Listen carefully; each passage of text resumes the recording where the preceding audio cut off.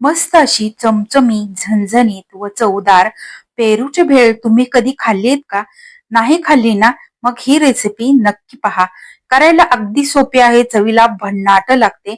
एका कढईमध्ये थोडंसं तेल घालायचं, त्यामध्ये लाल मिरची पावडर घालायची, चवीनुसार मीठ घालायचं, नंतर त्यामध्ये चुरमुरे घालायचे. चुरमुरे चांगल्या फोडणीमध्ये 1 मिनिटभर परतून घ्यायचे. चुरमुरे छान कुरकुरीत होतात, तर गरम झाल्यानंतर ते काढून घ्यायचे आणि नंतर प्लेटमध्ये काढून थंड करून घ्यायचे. मस्त कुरकुरीत असे चुरमुरे तयार होतात. त्यामध्ये पातीचा कांदा व कांद्याची पात घालायची, टोमॅटो घालायचं, कोथिंबीर घालायची. नंतर त्यामध्ये थोडेसे भाजलेले शेंगदाणे घालायचे किंवा खारे शेंगदाणे घालायचे. नंतर त्यामध्ये पेरू घालायचा. बारीक पेरूचे तुकडे करून घेतले ते घालून घ्यायचे. नंतर यामध्ये भरपूर सारं फरसाणा घालायचं आणि हे व्यवस्थित सगळं मिक्स करून घ्यायचं आहे. हे सगळं मिक्स करून झाल्यानंतर यामध्ये टोमॅटो सॉस घालायचा आहे किंवा टोमॅटो केचप घातलं तरीही चालेल. छान अशी चटपटीत, गोड, आंबट, तिखट अशी याची चव लागते.